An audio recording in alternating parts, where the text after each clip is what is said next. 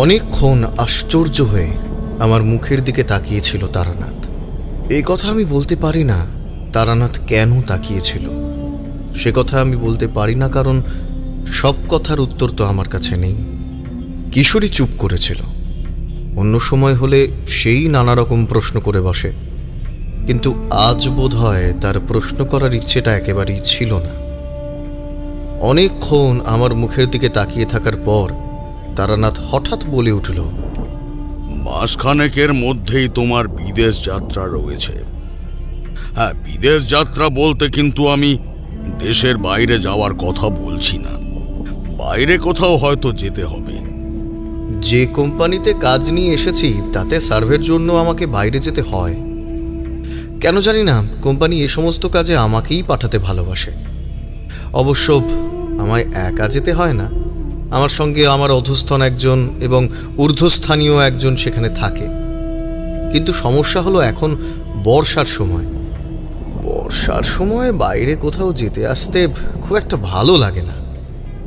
আহা, ঠাকুরমশাই বললেন আর তুমি সঙ্গে সঙ্গে সে কথা।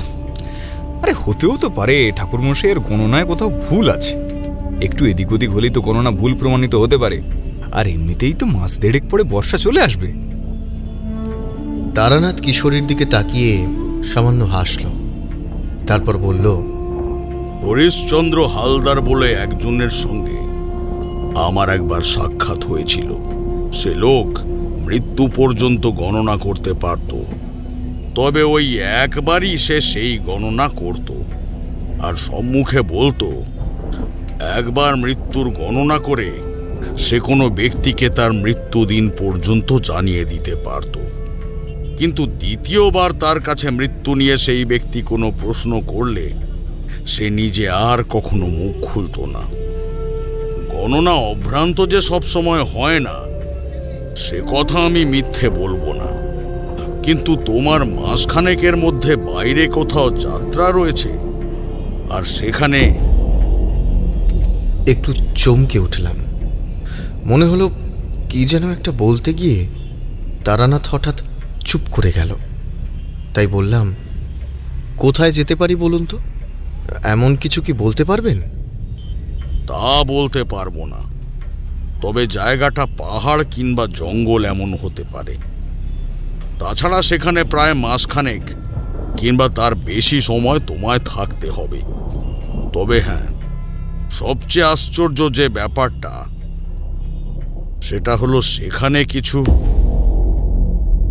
তারানাথ তার চোখটা ছোট করে আমার কপালের দিকে বেশ কিছুক্ষণ তাকিয়ে রইলেন। তারপর হঠাৎ করেই আনমনে বলে উঠলেন, কই কই দেখি তো, তোমার হাতটা দেখি একবার। তারানাথের আগে একবার আমাদের হাত দেখেছিল, তারপর প্রয়োজন ছাড়া কখনো সে এমনটা করে না।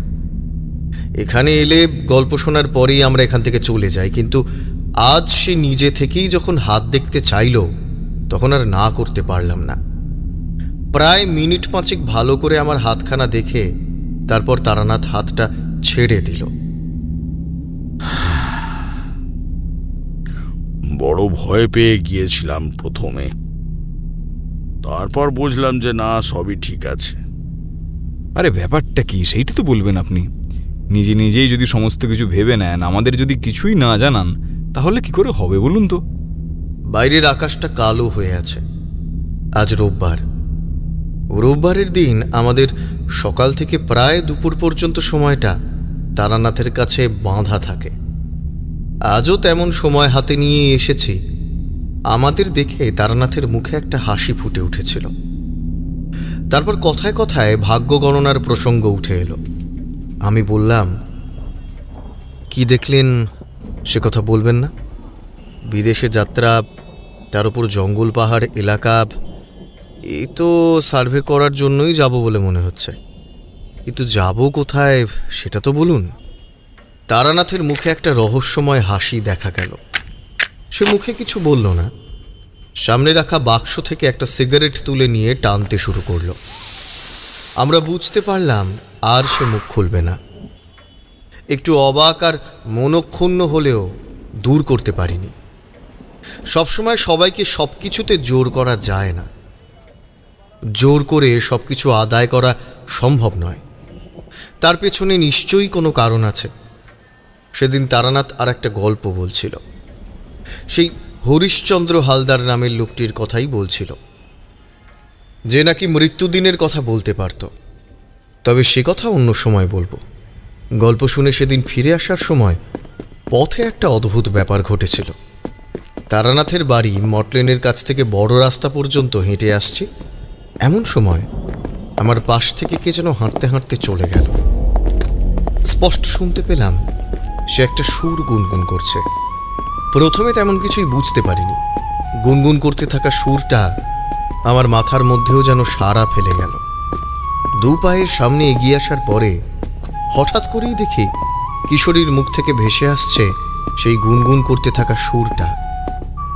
ভালো করে তাকিয়ে দেখতে বুঝতে পারলাম কিশোরী নিজের মতো সামনের দিকে তাকিয়ে হেঁটে চলেছে।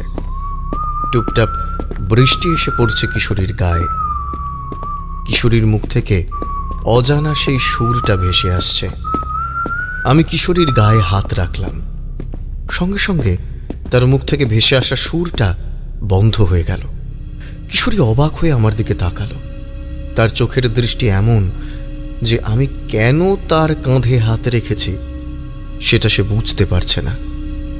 আমি বললাম, তুমি সুরটা শুনলে কোথায়?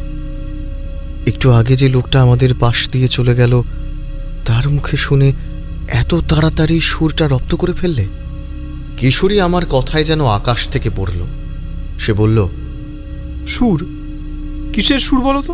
আরে তুমিও মস্করা করছো। এইমাত্র একটা লোক আমাদের পাশ দিয়ে ঠিক ওই সুরটাই ভাঁজতে ভাঁজতে চলে গেল। কেন জানি না মনে হচ্ছে সুরটা আগে শুনেছি, কিন্তু এখন মনে পড়ছে না। আর তুমি এত অল্প সময়ের মধ্যে তার মুখে শুনে সুরটা কিভাবে মুখস্থ করে ফেললে? তুমি কি পাগল হলে নাকি বলো তো? আরে আমি কোথায় সুর গুনগুন করলাম? আমি তো চুপ করে তোমার পাশে পাশে হেঁটে চলেছি। বরং যেন মনে হলো তুমি কোনো একটা সুর গুনগুন করছিলে। আর আমাদের পাশ থেকে একটু আগে কেউ চলে যায়নি তো। আমরা ফাঁকা রাস্তায় এতক্ষণ ধরে হেঁটে আসছি। তখন বিকেল হয়েছে। আকাশে মেঘ থাকার জন্য চারপাশটা কালচে হয়ে আছে। তার মাঝে ফোঁটা ফোঁটা বৃষ্টি এসে আমাদের গায়ে পড়ছিল।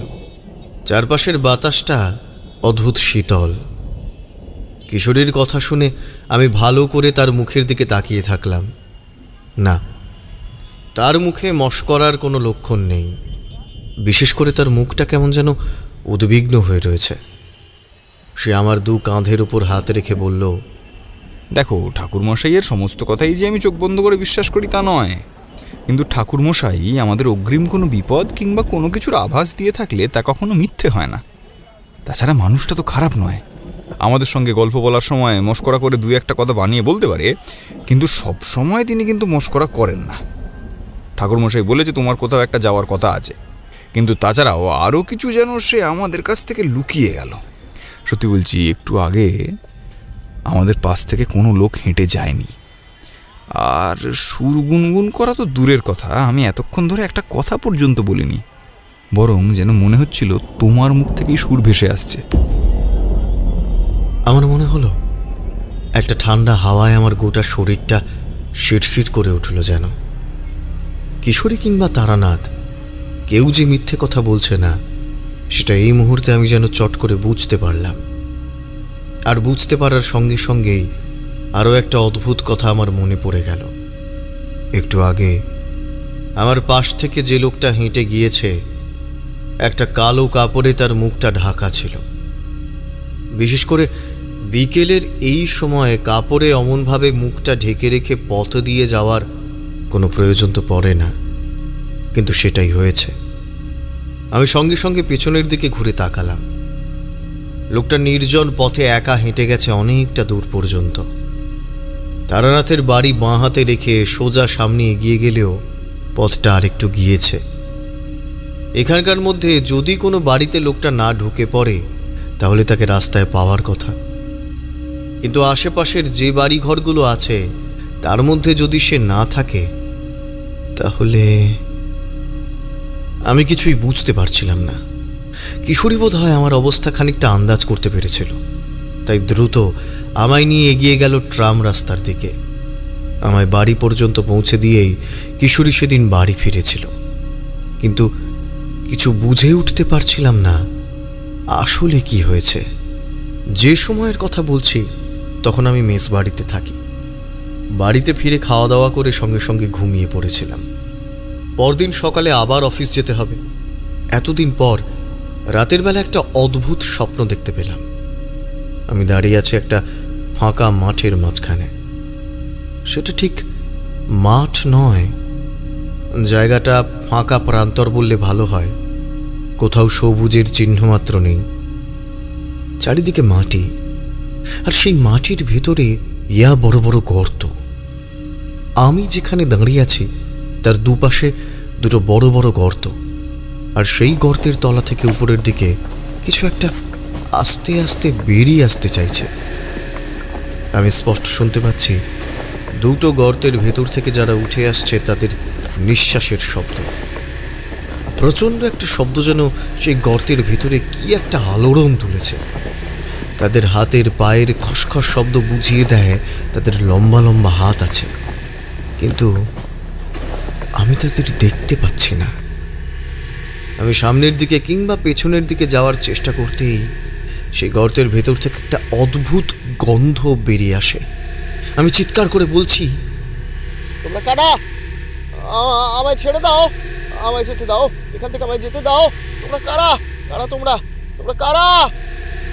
আমার অলক্ষ্যে গর্তের ভেতরে কারা যেন হেসে চলেছে, আর এই ধূ ধূ প্রান্তরের বাইরে অপেক্ষারত কারা যেন একভাবে দেখে চলেছে আমার এই অবস্থা। আমার গোটা শরীর ঘামে ভিজে জপজপ করছে। সেই প্রান্তরের উপর থেকে আমি ছুটে পালাবো বলে ঠিক করেছি, আর এমন সময় গর্তের ভেতর থেকে যারা উঠে আসছিল তারা যেন একদম আমার কাঁধ পর্যন্ত উঠে এসেছে বলে মনে হচ্ছে। আমি আর থাকতে না পেরে একটা প্রচণ্ড লাফ দিয়ে সামনের দিকে গিয়ে পড়লাম, আর সঙ্গে সঙ্গে আমার পেছনে যে বড় বড় গর্ত আছে তার ভিতর থেকে কারা যেন বেরিয়ে এসেছে। আর পেছনের দিকে তাকাতে পারলাম না, ছুটতে লাগলাম সামনের দিকে। মাটির তলা থেকে যেন একটা একটা করে গর্ত হঠাৎ হঠাৎ করে বেরিয়ে আসছে। একটু আগে যেখানে গর্ত ছিল না সেখানে গর্ত হচ্ছে। আমি প্রাণ পরে চিৎকার করছি আর ছুটে যাচ্ছি, কিন্তু কেউ কোথাও নেই। আমায় সাহায্য করবে কে?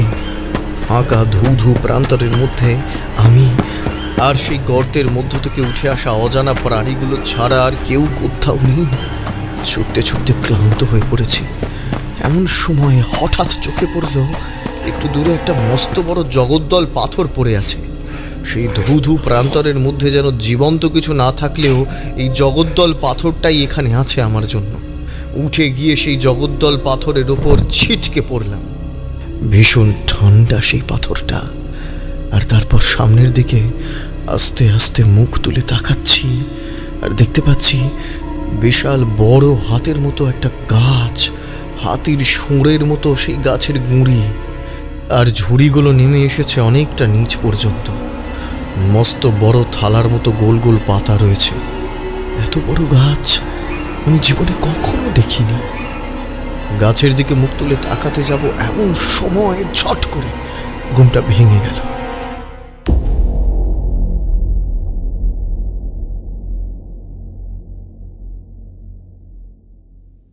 সকালে তাড়াতাড়ি উঠে অফিস চলে গেলাম। 3 সপ্তাহের মাথায় অফিস থেকে খবরটা পাওয়া গেল। কয়েক বছর আগে রামরেখা পাহাড়ে গিয়ে একটা অদ্ভুত অভিজ্ঞতা হয়েছিল আমার। এখানে আমি ছাড়া অসিতবাবু, নির্মলবাবু এবং মেজবাবু ছিলেন। সেখানে নানা কারণে কাজ করা যাবে না এমন একটা রিপোর্ট আমরা অপর হলে জমা দিয়েছিলাম। তখনকার মতো ব্যাপারটা চাপা পড়ে গেলেও এই কয়েক বছর পর অফিস থেকে আবারও সেই ব্যাপারটা নিয়ে নাড়াচাড়া শুরু হয়েছে। জানতে পারলাম সেই রামরেখা পাহাড়ের কাছে, সেই জঙ্গলের কাছে আমায় আবার যেতে হবে। খবরটা শুনতে পাওয়ার সঙ্গে সঙ্গেই কয়েকদিন আগে তারানাথের বাড়ি থেকে ফেরার সময় কিশোরীর মুখে শুনতে পাওয়া সেই অদ্ভুত সুর, তারপর মুখ দেখতে না পাওয়া সেই অদ্ভুত লোকটা, সবকিছু মিলিয়ে কি যেন একটা আমার মনে পড়ে যাওয়ার কথা ছিল। কিন্তু মনে পড়ছিল না। অনেক সময় অনেক পুরনো কথা কিংবা জিনিস দেখে মনে আসে, কিন্তু তারপরেও ঠিকভাবে মনে পড়ে না। তেমনই একটা ব্যাপার আমার সাথে হচ্ছিল। যাই হোক, অফিস শেষে ফেরার সময় বড়বাবুর সঙ্গে কথা বলে যদি এবারে রামরেখায় যাওয়ার ব্যাপারটা ক্যান্সেল করা যায় সেটার চেষ্টা করলাম, তবে লাভের লাভ কিছুই হলো না। বিশেষ করে মেজবাবুর রিপোর্ট দেখে এখন কোম্পানির মনে হয়েছে 4 বছর পর আর একবার সেখানে গিয়ে জায়গাটা দেখা দরকার, সেটা যদি কাজে লাগানো যায়। তাই আমায় অফিস থেকে পাঠানো হবে। তাছাড়া আরও 2 জনকে পাঠানো হবে আমার সঙ্গে। সার্ভের কাজটা আমি দেখব, মাটি দেখবে অন্য একজন, এবং সমস্ত কিছু অ্যারেঞ্জমেন্ট এবং দেখাশোনা করার জন্য আমাদের ঊর্ধ্বস্থানীয় একজন অফিসার। মত না থাকলেও আমায় রাজি হতেই হলো। রাজি না হয়ে লাভও নেই। তাছাড়া কোম্পানির অবস্থা এখন সামান্য ঢিমে তালে চলছে। এই সময় সেখানে গিয়ে নতুন একটা প্রজেক্ট উন্মোচন করতে পারলে লাভই হবে। মনে মনে এইসব কথা অনেক ভেবে আর আপত্তি করতে পারলাম না। প্রায় 3 দিনের মাথায় আমার কাছে রামরেখা পাহাড়ে আরও একবার যাওয়ার জন্য ডাক এসে পড়ল। আগেরবার যেমন গিয়েছিলাম ঠিক তেমনভাবে নিগা শহর পর্যন্ত এসে পৌঁছলাম। এখানে আমাদের সঙ্গে এসেছেন বড়বাবু সজলবাবু, এবং যিনি মাটির পরীক্ষার কাজটা দেখবেন তিনি হলেন বিপিনবাবু। ছোট বাড়িতে এসে উঠলাম। সেখানকার কেয়ারটেকার হনুমান সিং আমাদের জন্য সব কিছুর ব্যবস্থা করল। আমরা মোটামুটি সন্ধ্যের আগেই সিমরাগা শহরে এসে পৌঁছেছিলাম। সেখান থেকেই সমস্তটা ব্যবস্থা করতে হবে। কুলি মজুরদের ব্যবস্থা করার জন্য হনুমান সিং লোক জোগাড় করে দেবে, সেই সমস্ত কথা হলো। রাতের বেলা হনুমান সিংয়ের হাতের রুটি আর ডিমের ঝোল খেয়ে আমরা 3 জন বসে আছি একটা ঘরে। আর তখনই বড়বাবু বললেন, দেখুন, এই জায়গাটার ব্যাপারে অনেক কিছুই জানি। রামরেখা জঙ্গুলে পাহাড়ি গ্রাম বলে এখানকার স্থানীয় লোকেরা অনেক কিছুই বলে। তাছাড়া আজ থেকে কয়েক বছর আগে আপনি তো এখানে এসেছিলেন। এসেছিলাম, আর তখনও তো সঙ্গে আরও 3 জন ছিল। কিন্তু ঠিক কী কারণে এই কথা জানতে চাইছেন বলুন তো? দেখুন, এখানে আসার আগে এখানকার ব্যাপারে বেশ কিছু খোঁজ খবর আমি নিয়েছি, বিশেষ করে রামরেখা জঙ্গলের বিষয়ে। ওখানে স্থানীয় লোক কিংবা কুলি মজুর জোগাড় করার ব্যাপারটা খুব একটা সহজ হবে না। আপনারা যে কেন ওই জায়গাটাকে এত ভয় পাচ্ছেন আর এত গুরুত্ব দিচ্ছেন তা আমি বুঝতে পারছি না। সামান্য একটা পাহাড়ি জঙ্গল ছাড়া তো ওটা কিছু নয়। কুলি মজুরদের ওসব বেশি মজুরি নেওয়ার জন্য এক ধরনের ছুতো, যাতে বেশি টাকা দিয়ে তাদের কাজ কবুল করানো যায়। একটু বেশি টাকা দিলেই দেখবেন ঠিক কাজ করবে। ওরা ভিখারি জাত, বুঝলেন তো? বিপিনবাবুর কথার মধ্যে কি যেন একটা ছিল। আমি আর বড়বাবু দুজনেই মুখ তুলে তাকালাম তার দিকে। এখানে ইলেকট্রিসিটি নেই। হ্যারিকেনের আলোয় ধপধপ করছে চারপাশটা। তাতেই দেখা যায় লোকটার মুখ। তার মুখে এই কথাগুলো বলার সময় একটা ঘৃণার ভাব ফুটে উঠেছিল। লম্বা সাদা কাগজে কি যেন একটা দেখছিলেন। সব কিছু কিন্তু এত সহজ নয় বিপিনবাবু। এই পাহাড়ি জঙ্গুলে এলাকায় এমন অনেক কিছু থাকে যা আমরা অনেকেই জানি না। তাছাড়া বিভূতিবাবু এখানে আগেও এসেছে, উনি এ ব্যাপারে কিছু জেনেও থাকতে পারেন। চট করে পাসাং মারা অপদেবতার কথাটা বলতে ইচ্ছা হলো না। তাছাড়া বিশ্বাস রয়েছে, তাতেও কথা বললে তিনি হেসেই উড়িয়ে দেবেন। আর কয়েক বছর আগে এখানকার প্রজেক্টটা ক্যান্সেল করে চলে যাওয়ার ব্যাপারে ওই পাসাং মারার ব্যাপারটাই যে রয়েছে তা বুঝে আরও অনেক কিছুই করতে পারেন। তাই বললাম, আসলে জায়গাটা একটু দুর্গম জঙ্গল, তাই কষ্ট রয়েছে। তাছাড়া অত দূরে গিয়ে ওদিকে কাজ করা ঝামেলা। এমনিতেই জঙ্গলের এলাকা, বুঝতেই পারছেন, আপদ বিপদ হলে লোকজন পাওয়া সমস্যার ব্যাপার। হনুমান সিং দরজার কাছে বসেছিল। দরজাটা খোলা, বারান্দার দরজাটাও খোলা। বাইরে থেকে জঙ্গলের দিক থেকে বাতাস ভেসে আসছে। শহরের বাইরের দিকেই থাকার জায়গায় থাকা ছাড়া উপায় নেই। তবে এখান থেকে জিপে কিংবা লরিতে করে জঙ্গলের ভেতরের দিকে সেই জায়গাটায় যেতে বেশ খানিকটা সময় লাগে। স্যার, আমি একটা কথা বলি। ওই জঙ্গলের ভেতরে রাম লেখা পাহাড়ের গায়ে অপদেবতা পাষাণ মারার বাস। ওখানে আপনারা যাবেন না। আপনারা বড় মানুষ, আমি ছোট মানুষ। জানি আমার কথা আপনাদের ভালো লাগবে না, কিন্তু এখন তোর কথা আমাদের শুনতে হবে? ঘরের চাকরের মতোই থাকবি, বুঝলি? আমাদের ওপরে বেশি কথা বলতে আসবি না। আমি তৈরি, কাজ সকালেই এখান থেকে বেরিয়ে পড়া যাবে। ওখানে গিয়ে মাটি দেখাশোনা ও অনেক কাজ আছে। বড়বাবু একবার আমার দিকে তাকালেন। আমি চোখের ইশারায় সম্মতি জানাতেই তিনি প্রথমে একটু অবাক হলেও তারপর বললেন, হনুমান, বস্তিতে গিয়ে সেখানকার সর্দারদের সঙ্গে কথা বলে 50 লোক নিয়ে তৈরি থেকে 2-3 দিনের মধ্যে সব কিছু দেখে শুনে নিয়ে আমি নির্দেশ দিলেই ওদের নিয়ে চলে আসবে। হনুমান সিংয়ের মুখটা কেমন যেন হয়ে গেল। বুঝতে পারলাম বেচারা মনে বড় কষ্ট পেয়েছে, কিন্তু কি আর করা যাবে। বিপিনবাবুর অবিশ্বাস আর এমন হামবড়াই ভাব কাটাবার জন্য একটা রাস্তা আমার জানা আছে। সেটা হলো ওই পাসাংমারা অপদেবতার রামরেখা পাহাড়ের ঢালে সেই জায়গা যেখানে 4 বছর আগে আমরা অদ্ভুত এক অভিজ্ঞতার সম্মুখীন হয়েছিলাম।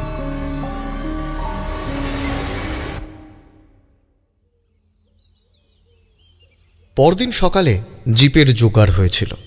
এই বাংলোটা আসলে আমাদের অফিসের। এখানে অফিসের অনেকে এসেই থাকতে পারে, যারা বিশেষ করে জঙ্গলের ভেতরে যাতায়াত করে কিংবা জঙ্গল নিয়ে বিভিন্ন কাজের কথা ভেবেছে, তারা তো অবশ্যই। আমাদের কথা মতো সমস্ত ব্যবস্থা হনুমান সিং করেই রেখেছিল নিজেই। সে গাড়ি চালাতে জানে। সেই জিপে করে আমাদের রামরেখার ভিতরে সেই জায়গাটায় পৌঁছে দিয়ে এলো। জঙ্গলের ভিতরে যতই চলেছি, ভেতরের জায়গাটা আগের মতোই চেনা চেনা বলে মনে হচ্ছিল। ঠিক আগেরবার যেখানে তাঁবু ফেলেছিলাম সেখানে নয়, তার থেকে আরেকটু ভেতরের দিকে তাঁবু ফেললাম। আপাতত আমাদের 4 জনের থাকার জন্য এই ব্যবস্থা। এরপর সময় সুযোগ বুঝে যদি কুলি মজুররা আসে তাহলে তাঁবুর সংখ্যা বাড়ানো যাবে। এই দিকে ফাঁকা জায়গা অনেকটা আছে, গাছগাছালি দিয়ে ঘেরাও রয়েছে। মাঝখানের জায়গাটা গোল করে প্রান্তর মতো করা। রোদের আলোয় চারপাশটা একেবারে ঝলমল করে উঠেছে। বহু দূরে সবুজ বড় বড় গাছের মাথা অল্প হাওয়ায় মৃদু ঝুঁকে ঝুঁকে যেন স্বাগত জানাচ্ছে আমাদের। যেন বাতাসে ভেসে ভেসেই কেউ বলছে,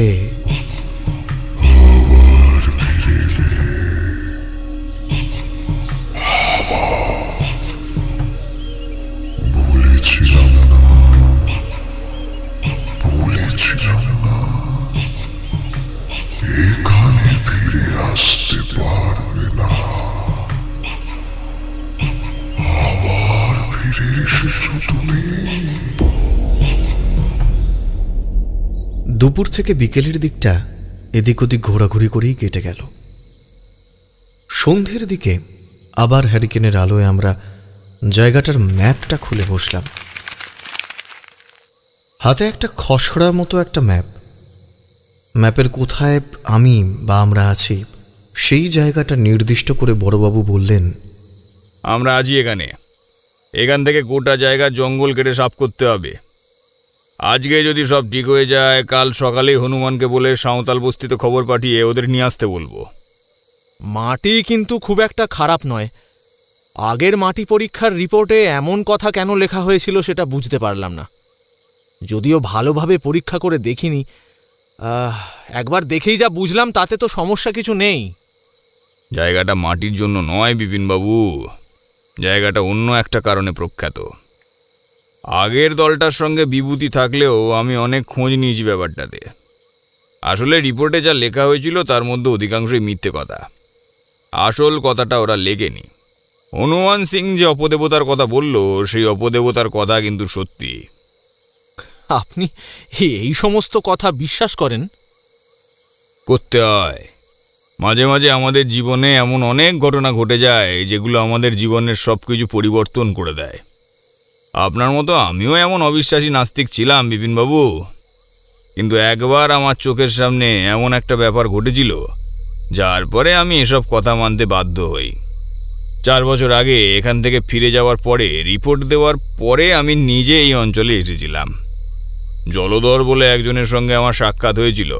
সেই এখানকার সমস্ত কথা আমাকে খুলে বলেছিল। যাই হোক, এখানে তো থাকবো, নিজে চোখেই সমস্তটা দেখতে পাবেন। বিপিনবাবুর মুখে একটা তাচ্ছিল্য ফুটে উঠল। আমি মনে মনে ভাবলাম, জলধর, হ্যাঁ, জলধর, ডুমরু, বিশু ছিল তো সেইবার। ওরা সব কোথায়? সত্যিটা কি খুঁজে পাওয়া যাবে এবার?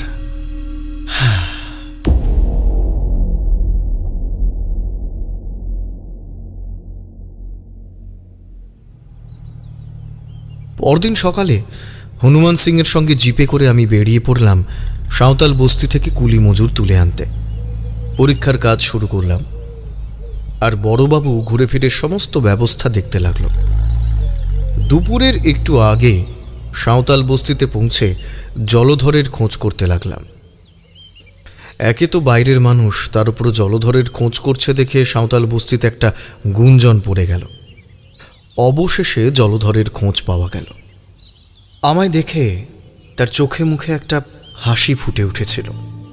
কর্তা, আপনি আপনি এসেছেন, কতদিন পর দেখা হলো, কিন্তু আপনি আপনি এখানে কেন? জলধরকে অল্প কথায় সবকিছু খুলে বলতেই জলধরের দুই চোখ বিস্ফারিত হয়ে গেল। দু হাত মাথায় ঠেকিয়ে সে বলল, কর্তা, আগের বার এমন ব্যাপার হলো, তারপরেও আপনি আবার এখানে ওই কাজে করতে এসেছেন? আপনার প্রাণের মায়া নেই? আগের বার পাষাণ মারার ওই অপদেবতার সঙ্গে থাকা তার অনুগত দল আপনাদের কোনো ক্ষতি করেনি, কিন্তু এইবারে ওরা যদি ক্ষতি করে বসে কোনো... জলধর, তুমি বুঝতে পারছো না, অফিস থেকে নির্দেশ এসেছে, অফিসে কাজ করি, বুঝতেই তো পারছো, অফিসের চাকর আমরা। কথা না শুনলে চাকরি করতে পারে এমন লোকের অভাব নেই বাজারে। তাছাড়া এই বাজারে একবার চাকরি গেলে নতুন চাকরি পাওয়া বড্ড কষ্টের ব্যাপার। জলধর তবুও মাথা নাড়ল। সে তার ছোট্ট কুঁড়েতে আমায় আর হনুমান সিংকে নিয়ে গেল, সমস্ত কথা শুনল ভালো করে। তারপর বীরের মতো একটা মুখ করে বলল, বিশুকে পাওয়া যাবে না, বিশু জায়গা ছেড়ে অনেক দূর চলে গেছে। ডমরুকে অনেকদিন হলো আমরা সবাই হারিয়ে ফেলেছি। ডমরু সাপের কামড়ে মারা গেছে। আমি আপনাদের সঙ্গে যাব, কারণ আপনারা একা বিপদে পড়ে থাকবেন আর আমি নিশ্চিন্তে এখানে থাকবো, সেটা তো হতে পারবে না। তবে কুলি মজুরের দল যাবে নাকি তা আমি জানি না, ওদের সঙ্গে কথা বলতে হবে। দেখো জলধর, আমি নিজেও বিশ্বাস করি যে ওখানে পাশাংমারা আছে, এবং তার চেলাদের ছায়া আমাদের উপর পড়লে তাতে আমাদের বিপদ হতে পারে। কিন্তু তুমি বুঝতে পারছো না, বড়বাবু নিজেও এসব বিশ্বাস করার পরেও তিনি এসেছেন। তবে আমাদের সঙ্গে থাকা বিপিনবাবু এ সমস্ত কথা মানতে নারাজ।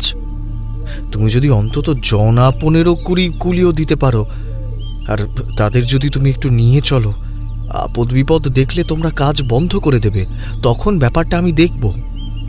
জলধরের মুখে যেন একটা হাসি ফুটে উঠল। জলধর ভেতরের দিকে চলে গেল। আমি আর হনুমান বসে রইলাম তার কুটিরে। হনুমান আস্তে আস্তে বলল, স্যার, কাজটা কি ঠিক হচ্ছে? এতগুলো লোককে নিয়ে গিয়ে বিপদের মধ্যে ফেলা, তার উপর আপনি তো এখানে আগে এসেছেন। আমি হনুমানকে আর কিছু বললাম না। যে আমার মুখের ভাব বুঝতে পেরেই আমার অসহায়তার কথা বুঝতে পেরেছিল, তাকে আর আলাদা করে কি বলবো। জলধর বেশি টাকার কথা বলে বেশ কিছু কুলি মজুর জোগাড় করছিল। 20 জন হয়নি, তবে 15 জনের একটা দল তৈরি করেছিল। কথা হলো পরদিন সকালে হনুমান সিং লরি নিয়ে এখানে আসবে, তখনই নিয়ে যাওয়া হবে। এখন তাদের আগাম কিছু টাকা দিয়ে গেলাম। ফেরার সময় জলধর বলল, সাবধানে থাকবেন কর্তা, আগের বার ওরা কিছু করেনি, এইবার কিন্তু এত সহজে ছেড়ে দেবে না। মনে মনে হাসলাম। ছেড়ে যে দেবে না তা তো আগের রাতেই বুঝতে পেরেছি। আগের রাতে যে বিভৎস স্বপ্ন আমি দেখেছি, তারপর পাশাংমারা যে এবার এত সহজে তুষ্ট হবে না, তা আমার চেয়ে ভালো আর কেউ বুঝতে পারেনি। এই মুহূর্তে যেদিন এখানে এসেছিলাম আমরা সবাই প্রায় একসঙ্গে থাকতে চেয়েছিলাম। আমি, বিপিনবাবু আর বড়বাবু এক তাঁবুতে।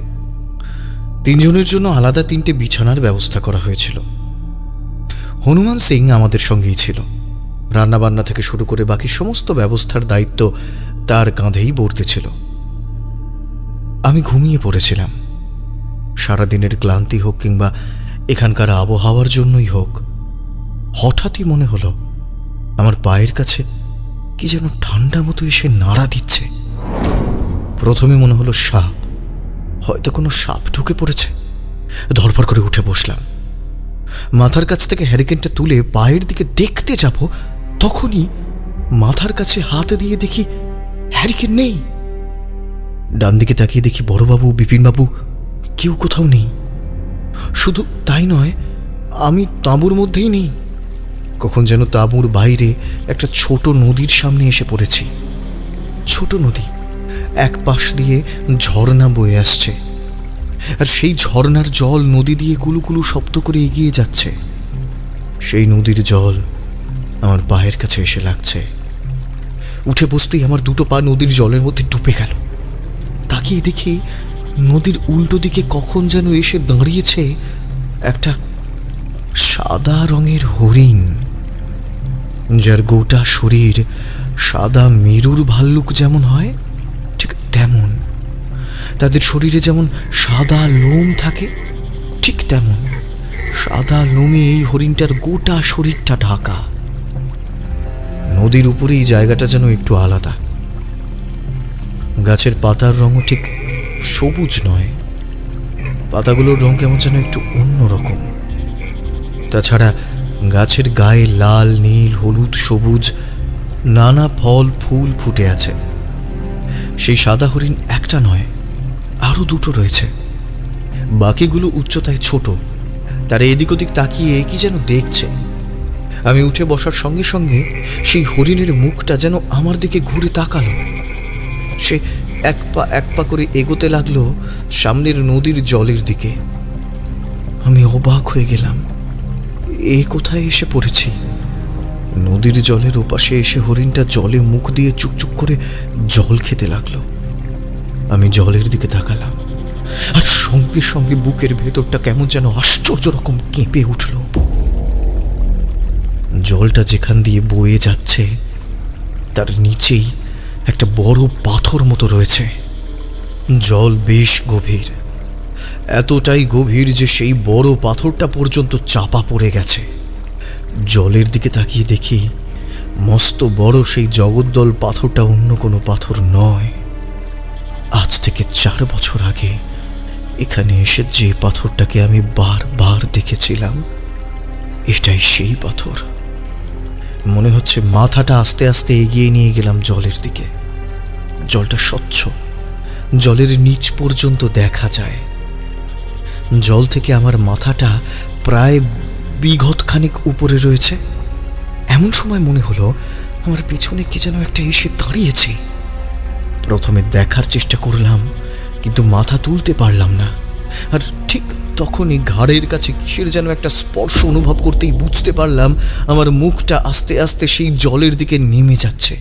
একটা সময় দম বন্ধ হওয়ার মতো অস্বস্তি হতে লাগলো। প্রাণপণে সেই ঘাড়ের কাছে স্পর্শটা ছাড়াবার চেষ্টা করলাম, কিন্তু পারলাম না। দম বন্ধ হয়ে এসেছে। এমন সময় শরীরের সর্বশক্তি একত্রিত করে ধরফর করে উঠে বসলাম।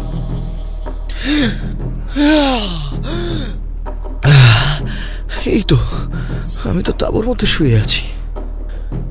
ওই তো বড়বাবু, বিপিনবাবু, ওই তো হ্যারিকেন, সবই তো ঠিক আছে। তাহলে স্বপ্নের সেই বিভৎস ঘোরটা কাটিয়ে উঠতে যাব এমন সময় শুনতে পেলাম তাঁবুর বাইরে কার যেন পায়ের শব্দ ভেসে আসছে। আশ্চর্য, আমি অলপ করে বলতে পারি হনুমান সিং এখানে নেই। হনুমান সিং সন্ধ্যের দিক দেখে রওনা হয়েছে সিন্ডেগা শহরের উদ্দেশ্যে। সেখানে লরির জোগাড় করে তারপর কুলিদের নিয়ে কাল ভোরবেলা এখানে এসে পড়বে। কিন্তু বাইরে কেউ আছে? কে সে? বাইরে কে আছে? পায়ের শব্দটা তাঁবুর একদম কাছাকাছি পর্যন্ত এসে পড়েছে। আমি উঠে বসে তাঁবুর দিকে এগিয়ে গেলাম। বাইরে থেকে ভেসে এলো একটা চেনা গন্ধ। পাফিং শো সিগারেটের গন্ধ। কেউ বাইরে দাঁড়িয়ে সিগারেট খেলে যেমন হবে ঠিক তেমনি একটা গন্ধ এসে আসছে। সঙ্গে সঙ্গে মনে পড়ে গেল তারানাথের কথা। তাহলে কি তারানাথ নিজে এসেছে? কথাটা মনে হতেই নিজেকে আর থামাতে পারলাম না। দ্রুত তাঁবুর দরজা খুলে বাইরে বেরিয়ে এলাম। চারিদিকটা অন্ধকার। আকাশে চাঁদের আলো রয়েছে। সেই আলোয় চারপাশটা বেশ ভালোভাবেই দেখা যায়। তাঁবুর চারপাশে কেউ কোথাও নেই। ভেতরে ঢুকতে যাব এমন সময় পায়ের কাছে কি যেন একটা এসে পড়ল। তাকিয়ে দেখি একটা পাখি ধরপড় করছে। প্রচন্ড ভয় পেয়ে গেলাম। ধরপড় করতে করতে পাখিটা তাঁবুতে ঢোকার দরজার কাছে এসে একদম স্থির হয়ে গেল। তার মাথাটা কেউ যেন কিছু দিয়ে মেরে ভেঙে দিয়েছে। চমকে উঠলাম। এ তো 4 বছর আগের মতোই সমস্ত কিছু হচ্ছে। এতক্ষণে একটা ব্যাপার লক্ষ্য করলাম এখানে তাঁবু ফেলার সময় পর্যন্ত পাখিদের ডাক আর জঙ্গলের নিজস্ব কিছু শব্দ শুনতে পাচ্ছিলাম, কিন্তু এখন চারপাশটা কেমন যেন নিস্তব্ধ হয়ে গেছে। কোথাও কিচ্ছু নেই। পাখিদের মৃত্যু কি আবার শুরু হলো নাকি? পাখিটা সেখানেই পড়ে রইল। পাশ কাটিয়ে ভেতর দিকে ঢুকতে যাব এমন সময় পাখির পাশের দিকে তাকাতেই আমার হৃৎপিণ্ডটা যেন স্তব্ধ হয়ে গেল মুহূর্তের জন্য। এখানে এই গর্তটা তো ছিল না। কখন তৈরি হয়েছে? এই গর্তের মধ্যে কি তাহলে সেই পাশাং মারার অনুচররা লুকিয়ে আছে? তাহলে কি বাইরে তারানাথ নয়, পাশাং মারার কোনো অনুচর আমার উপর লক্ষ্য রেখেছিল? আর আমি তাড়াতাড়ি বাইরে বেরিয়ে আসার সঙ্গে সঙ্গে সাপের গর্ত খুঁড়ে ঢুকে গেছে মাটির তলায়। দরবার করে ভেতরে এসে ঢুকলাম। দেখলাম বিপিন বাবু কখন যেন উঠে পড়েছেন। আমায় দেখে বললেন, কি ব্যাপার, আপনি এত রাতে কোথায় গিয়েছিলেন?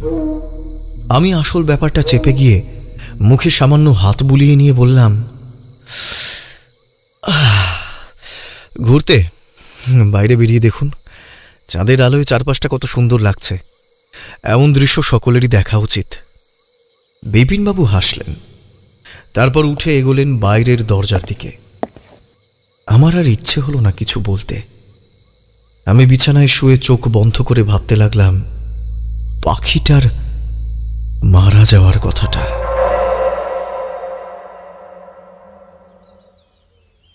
পরদিন সকালে কুলি মজুরদের দলটাকে নিয়ে জলধর এসে উপস্থিত হলো।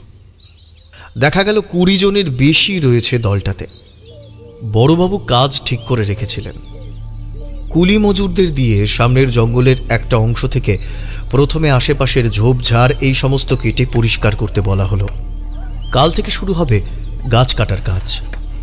বিপিনবাবু কেমন যেন থমথমে মুখে কাজ করে চলেছেন। জলধর কুলিদের নেতৃত্ব দিয়ে সমস্ত কাজ করাচ্ছিল। হনুমান সিং আসার সময় আরও একজনকে নিয়ে এলো। রান্নাবান্নার সমস্ত কাজ সেই দেখাশোনা করবে। তার নাম হরিপদ। বিহার উড়িষ্যা এলাকায় এমন বাঙালি লোক পাওয়া সহজ ব্যাপার নয়। সে নাকি চিমডাঙ্গা শহরের কাছেই কোনো এক চীনা লোকের বাড়িতে এখানে এসেছিল। হনুমান সিংয়ের সঙ্গে তার আলাপ অনেক দিনের। আমি তাকে রান্নার লোকের জন্য একটা ব্যবস্থা করতে বলেছিলাম, তাই এই ব্যবস্থাই সে করেছে। হনুমান সিং আমাদের দেখাশোনা করলো আর সমস্ত কিছু তদারকি করতে লাগলো। হনুমান সিং প্রথমে তাঁবু বানিয়ে ফেলল। আমাদের জন্য 2টো তাঁবু বানালো। তাছাড়া হনুমান সিং আর জলধরের জন্য আরেকটা তাঁবু, আর বাকি কুলি মজুরদের জন্য বেশ কয়েকটা বড় বড় তাঁবু বানালো। তাঁবুর কাজ সেরে তারা জঙ্গলের দিকে চলে গেল। জলধর আর হনুমান তাঁবুর দায়িত্বে রইল। হরিপদ রান্না করতে লাগলো। একটু পরেই হনুমান সিং ফিরে এসে তাকে সাহায্য করতে এখন কাজ শুরু হয়েছে। এখনও আকাশে রোদ রয়েছে। রোদের আলোয় চারিদিকে খালি মাথায় ঘুরে বেড়ানোটা সমস্যার। একে তো বর্ষার সময়, কিন্তু দুপুরের দিকে এমন রোদ আমরা মোটেই আশা করিনি। কিছুক্ষণ পরে জলধর আর কয়েকজন কুলি ফিরে আসে তাঁবুতে। তারা রীতিমতো হাঁপাচ্ছে। ব্যাপারটা কি জানতে চাইতেই জলধর বলল, জানিনি বাবু, এমন রোদের আগে আদিবাসীরা কখনো দেখিনি। রোদে মাথা গরম হয়ে যাচ্ছে, বুকে ছাতি ফেটে আসছে। জল যেটুকু সঙ্গে আনা ছিল সেই জলের মধ্যে নাকি শেষ হয়ে গেছে। আমাদের জলের ব্যবস্থা করতে যেতে হবে। ওদের মধ্যে 4 জন মাথা ঘুরে পড়ে গেছে, ওদের তাঁবুতে রাখার ব্যবস্থা করুন। জলধর চলে যেতেই আমি সমস্ত ব্যবস্থা করলাম। হনুমান সিং আমার সঙ্গে রইল। 4 জনকে শুইয়ে দিতেই কিছু কথা শুনতে পেলাম। ওদের 4 জনের মধ্যে একজন বিড় বিড় করছে। সে বলছে,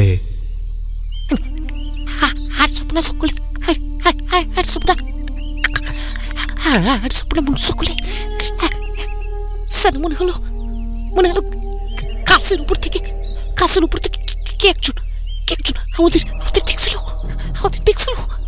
আর তোমরা আর জঙ্গলে যাবনি। এভাবেই অদ্ভুত কিছু কথা ওরা বিড় বিড় করছে।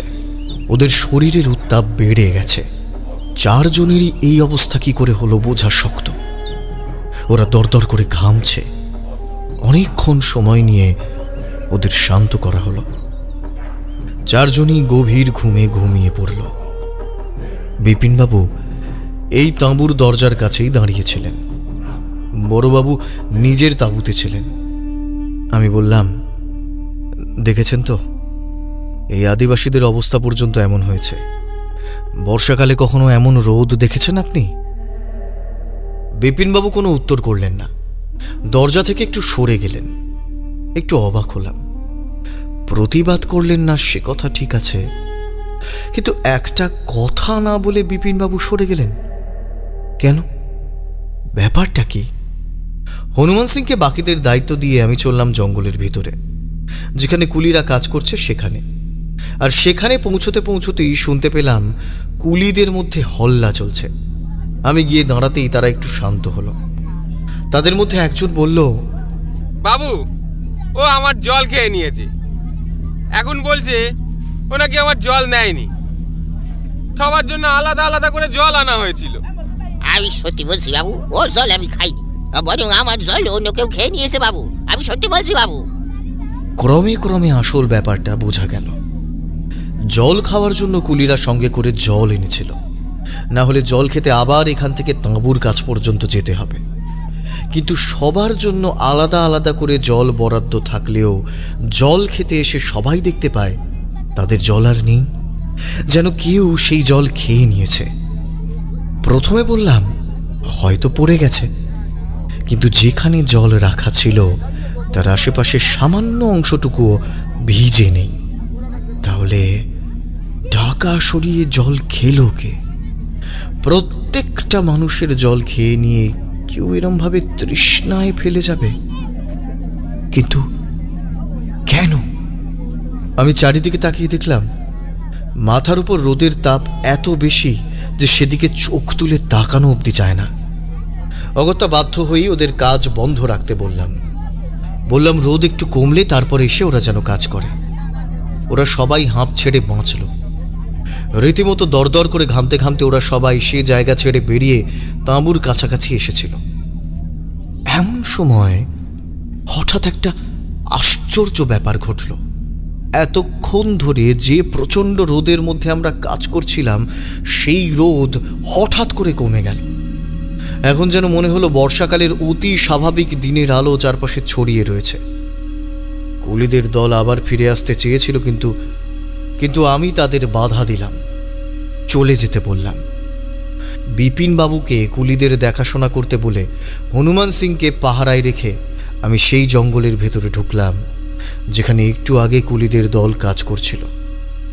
বুঝতে পারছিলাম কিছু একটা গন্ডগোল আবার হয়েছে। জঙ্গলের ভেতরে প্রবেশ করার সঙ্গে সঙ্গেই মনে হলো জঙ্গলের ভেতরে বড় বড় গাছের আড়াল থেকে একটু আগে কে যেন আমায় দেখছিল। সেই মাত্র সরে গেল।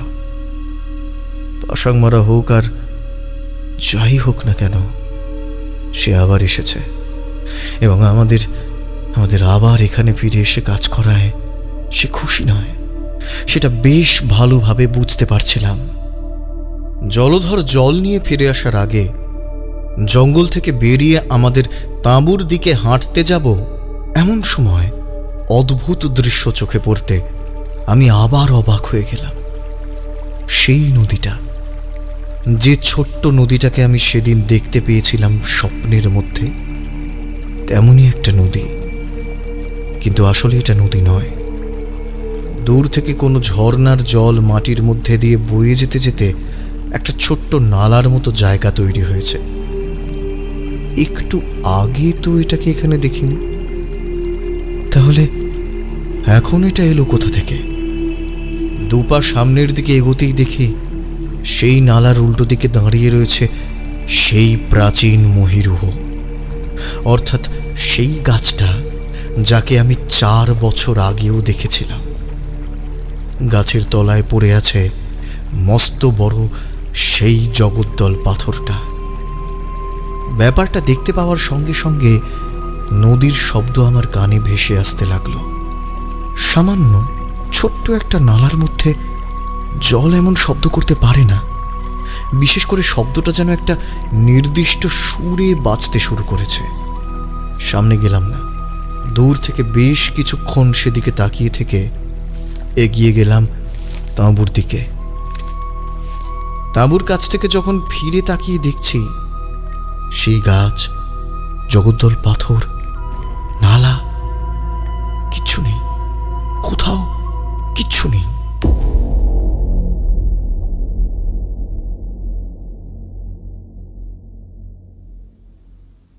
আজ 2 দিন হয়ে গেল কুলির দল কিছুতেই কাজ করতে পারছে না। কাজ শুরু করলেই যে এমন প্রচণ্ড রোদ কোথা থেকে এসে পড়ছে। প্রথম দিন তো আমি ভেবেছিলাম কুলির দল মিথ্যে কথা বলছে, কিন্তু আজ নিজেই রোদের মধ্যে দাঁড়িয়ে থেকে বুঝতে পারছিলাম গায়ে বোধহয় ছ্যাঁকা লেগে যাবে এমন অবস্থা। আর এমনভাবে তো কাজ করাই সম্ভব হচ্ছে না। কিন্তু বস্তির লোকেরা এই অবস্থার সঙ্গে পরিচিত, তারপরেও তারা যখন কাজ করতে পারছে না, তাহলে তাদের ভাগিয়ে দিয়ে অন্য নতুন লোক আনান। আপনি এখনো বুঝতে পারছেন না, এসব অন্য কোনো ব্যাপার নয়। এগুলো এখানকার সেই অপদেবতা পাশাং মারার কাজ। সে এমন কিছু করছে যাতে জঙ্গল কেটে আমরা এখানে কিছু করতে না পারি। মিথ্যে কথা, এসব কিছু নয়। আসলে এখানকার লোকেরা এমনই। আর তাছাড়া আপনিও বোধহয় কোনো কারণে এই প্রজেক্টে কাজ করতে চাইছেন না, তাই এমন বলছেন।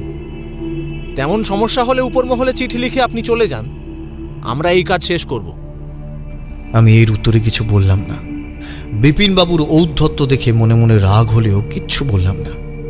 শুধু বড়বাবু বললেন, কিছু মানুষ দেখে শেখে আর কিছু মানুষ ঠেকে শেখে বিপিনবাবু। বলা যায় না আপনার ঠেকে শেখার বারটা বড্ড বেশি না হয়ে যায়। শেষের কথাগুলোর মধ্যে কেমন যেন একটা ভাব ছিল। যাই হোক, বিপিনবাবু বেরিয়ে যাওয়ার পরে বড়বাবু বললেন, আচ্ছা বিভূতিবাবু, আপনি একটা কথা বলুন তো আমায়, বুদ্ধ নারকেল কাকে বলে? কথাটা যেন সোজা বুকের ভেতর ধাক্কা দিল। এমন কথা আগেও শুনেছিলাম। মেজবাবু, নির্মলবাবু, এমনকি অসিতবাবু পর্যন্ত বুদ্ধ নারকেলের কথা জানতে চেয়েছিল। বুদ্ধ নারকেল তারা স্বপ্নে দেখেছিল। তাই বড়বাবুর মুখে কথাটা শোনার সঙ্গে সঙ্গে আমি বললাম, কোনো স্বপ্ন দেখেছেন আপনি? বড়বাবু আমার কথায় অবাক হয়েই বললেন, স্বপ্ন দেখেছি সে কথা আপনি জানলেন কি করে? আমি তো সে কথা কাউকে বলিনি। আর পারলাম না। আগেরবার এসে 4 জনের সেই বুদ্ধ নারকেলের স্বপ্ন দেখার কথা বড়বাবুকে খুলে বলতে তিনি বললেন, না, এমন ঠিক দেখিনি, আরো বিভৎস, আরো ভয়ঙ্কর। আমি কাল রাতে দেখলাম আমি কোনো একটা জায়গা থেকে নিচের দিকে নামছি একটু একটু করে, আর যতবার উপরে তাকাই একদম উপর পর্যন্ত দেখাই যায় না, আবার নিচ পর্যন্ত দেখা যাচ্ছে না। একটা সরু দড়ির মতো কিছু একটা ধরে নিচের দিকে নামতে নামতে অনেকটা পর্যন্ত নেমে এসেছি। এমন সময় উপরের দিকে একটা ঘুরঘুর শব্দ শুনতে পেলাম। দেখতে পেলাম একটা মস্ত বড় পাথর ঢাল বেয়ে নেমে এগিয়ে আসছে। দড়ি ধরে যত দ্রুত সম্ভব নিচের দিকে নামার চেষ্টা করতে লাগলাম, কিন্তু পারলাম না। তার আগেই সেই বড় পাথরটা একদম আমার কাছে এসে পড়ল। আর অবাক হয়ে তাকিয়ে দেখলাম সে পাথরের ঠিক মাঝামাঝি জায়গা থেকে জন্ম নিয়েছে একটা গাছ। সেই গাছটা যে কত বড় তা ঠিক বলতে পারবো না। পাথরটা আমার দিকে আরও খানিকটা এগিয়ে আসার সঙ্গে সঙ্গে আমি চিৎকার করে উঠলাম। বুঝতে পারলাম পাথরটা আরেকটু হলেই আমাকে চাপা দিয়ে ফেলছিল। বড়বাবুর কথা শুনে আমারও মনে পড়ল সেই জলের ভেতর কেউ আমায় ডুবিয়ে দেওয়ার চেষ্টা করছিল, আর সেই জলের ভেতরে ছিল পাথরটা। একমাত্র বাকি রইলেন বিপিনবাবু, যিনি কোনো স্বপ্ন দেখেছেন কিনা জানা নেই, কিন্তু যতদূর মনে হচ্ছে তিনি কোনো স্বপ্ন দেখেননি। জলধর ফিরে এলে কুলিদের সাথে একবার বসতে হবে। এখানকার যে সমস্যা দেখতে পাচ্ছেন তা তো সাধারণ সমস্যা নয়। এমনভাবে চলতে থাকলে বিপদ কিন্তু বাড়তে পারে। বড়বাবু আমার কথাগুলো মন দিয়ে শুনলেন, তবে মুখে কিছু বললেন না। জলধর ফিরে আসার পরে কাজ বন্ধ রাখা হয়েছিল। কুলির দল এখান থেকে চলে যাওয়ার কথা বলছিল, কিন্তু জলধর কিভাবে যেন তাদের আটকে রেখেছিল। কাজ হচ্ছিল না, তবুও কুলির দল এখানে ছিল। সেদিন সন্ধেবেলা জলধর আমার কাছে এসে বলল, কথা এখানে বেশি সময় থাকাটা ঠিক হবে না। পাখির দল আরো মরতে শুরু করেছে। চারপাশের বাতাস দিনের বেলাতেও ভারী হয়ে থাকে, কোথাও কোনো শব্দ নেই। এই জায়গা থেকে বাইরে বেরোলেই পাখির ডাক শোনা যায়। সেদিনের সেই পাখি মারা যাওয়ার কথাটা বলা হয়নি। প্রত্যেক দিন আসার সময় মৃত পাখি দেখা যেত, তারপরে পাখির মৃতদেহ আশেপাশে পড়ে থাকতে দেখা যেত। একমাত্র বিপিনবাবু ছাড়া বাকি সকলেই বুঝতে পারছিল এ হলো পাশাংমারা উপদেবতার কাজ। কিন্তু বিপিনবাবু সে কথা মানতেই চাইছিলেন না। তিনি বারবার বলছিলেন, যদি সত্যি সত্যি তেমন কিছু থাকে তাহলে তার তো কোনো প্রমাণ থাকবে। অপদেবতা হোক আর যাই হোক, তার নিশ্চয়ই কোনো একটা শর্ত রয়েছে। আপনারা যা বলছেন তা আমি বিশ্বাস করব না। প্রমাণ ছাড়া আমি কিছুই বিশ্বাস করব না। আপনারা এখান থেকে চলে যেতে চাইলে চলে যেতে পারেন, কিন্তু আমি এখানেই থাকব। আর একা তো সব কাজ করা সম্ভব নয়। প্রয়োজন হলে ফিরে গিয়ে উপর মহলে রিপোর্ট করে আবার নতুন দল নিয়ে এখানে আসব। আপনারা তো ভীতু কাপুরুষ। বড়বাবু শান্ত ধরনের মানুষ। এত কিছুর পরেও তিনি যে কি করে ঠান্ডা মাথায় ছিলেন তা আমি নিজেও বুঝতে পারছিলাম না। এদিকে কাজ না করে তো চুপ করে এখানে বসে থাকা যায় না। দিন সাতেকের মাথায় রিপোর্ট করতে হবে। বড়বাবু ঠিক করেছিলেন দিন সাতেকের মাথায় রিপোর্ট করে জানিয়ে দেবেন সমস্ত ব্যাপারটা। আগের মতোই এখানে নানা সমস্যা এখনো রয়েছে, আর তাই সেই সমস্যার জন্য এখানে কাজ করা সম্ভব নয়।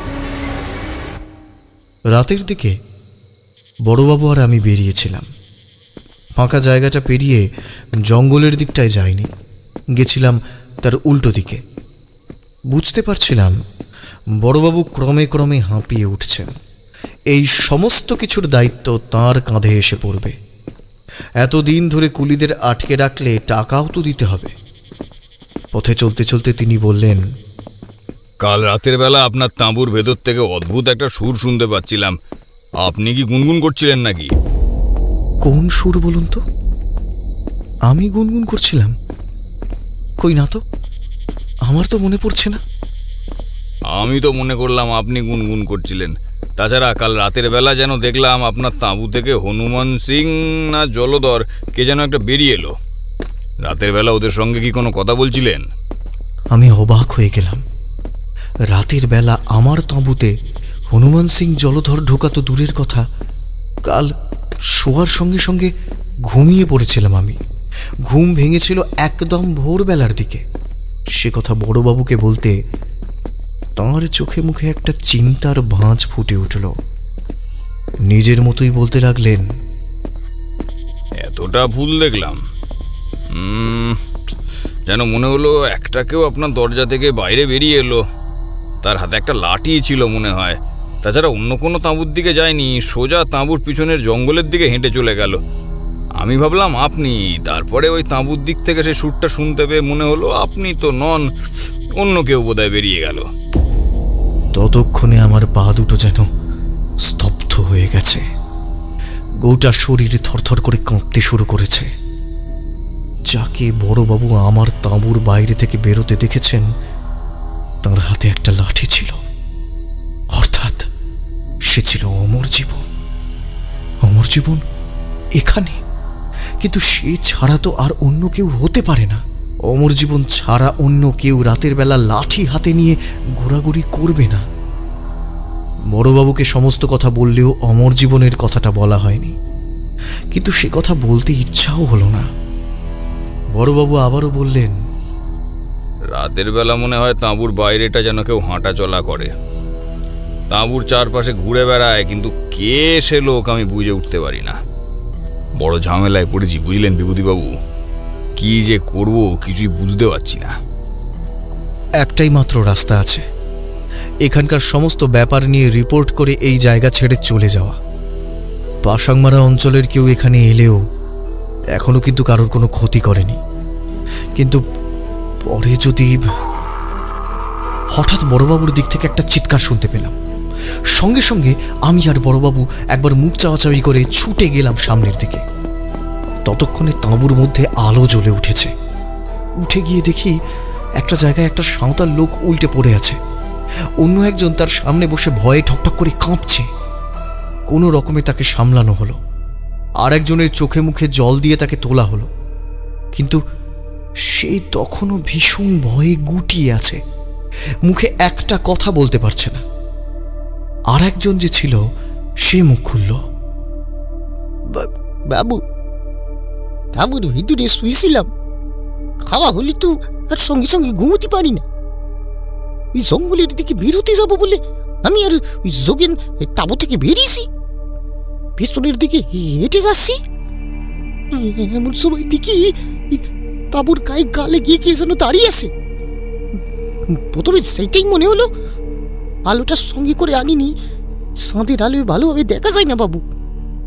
যোগিন ভিতরে চলে গেল আলো আনতে। আমি স্পষ্ট দেখতে পাচ্ছি একটা কালো ছায়ার মতো লোক দাঁড়িয়ে আছে ওই তাঁবুর ওইখানে। যোগিন আলো নিয়ে এসেছি, তার হাত থেকে আলোটা নিয়ে তুলে তাঁবুর দিকে ফেলতেই দেখতে পাই কেউ কোথাও কিছু নেই, কোনো মানুষ নেই বাবু। তার সাথে পড়ে আছে ওই ওই মস্ত বড় পাথরটা বাবু, পাথরটা। পাথরের কথা শুনে আমি উঠে দাঁড়ালাম। দেখলাম তাঁবুর পেছনের দিকে সত্যি সত্যি পড়ে আছে সেই 4 বছর আগে দেখতে পাওয়া মস্ত বড় জগদ্দল পাথরটা। আলো হাতে নিয়ে এই পাথরটার কাছে এগিয়ে গেলাম। লম্বা টানা দাগটা সেই পাথরের তলায় পর্যন্ত এসে শেষ হয়েছে। বড়বাবু, আমি, বিপিনবাবু এবং আরও কয়েকজন সেই দাগ উদ্দেশ্য করে চলতে লাগলাম জঙ্গলের দিকে। চলতে চলতে বেশ খানিকটা আসার পর যেখানে এসে দাগটা থেমেছে সেখানে দাঁড়াতে এই রাতের বেলা এই প্রথমবারের মতো একটা প্রচণ্ড ধাক্কা খেলাম আমি। একটা গাছে ধাক্কা খেলাম। সে বিশাল বড় মহিরুহের মতো গাছ, যার গোল মস্ত বড় পাতা। থালার মতো সে গাছের কাছে এসে সেই দাগটা লুপ্ত হয়ে গেছে। চারিদিকে তাকিয়ে বুঝতে পারলাম এই হলো সেই জায়গা যেখানে কুলিরা প্রথম কাজ শুরু করেছিল। জলধর অবাক হয়ে তাকিয়ে রইল সামনের দিকে। 2-3 দিন আগেও তো এই গাছটা এখানে ছিল না, তাহলে? আমি বড়বাবুর দিকে তাকিয়েছিলাম। বড়বাবু অবাক হয়ে তাকিয়েছিলেন। হয়তো বড়বাবু কিছু বলবেন, কিন্তু তার আগেই বিপিনবাবুর গলা শোনা গেল। আশ্চর্য, এই গাছটাকে তো আমি স্বপ্নে দেখেছি বলে মনে হচ্ছে। আমার গোটা শরীর শিরশির করে উঠল। বিপিনবাবুকে বললাম, শুধু আপনি নয়, আমরা ওই গাছটাকে সকলেই স্বপ্নে দেখেছি। এই গাছ কোনো সাধারণ গাছ নয়, আর ওই পাথরও কোনো সাধারণ পাথর নয়। বিপিনবাবু, আপনি তো কোনো কিছুই বিশ্বাস করবেন না, তবুও বলি, এই হলো সেই বুদ্ধ নারকেল গাছ। বিপিনবাবুর মুখটা মুহূর্তের জন্য কেমন যেন ফ্যাকাশে হয়ে গেল, তারপরে আবার শক্ত হয়ে গেল। তিনি তাড়াতাড়ি এগিয়ে গেলেন নিজের তাঁবুর দিকে।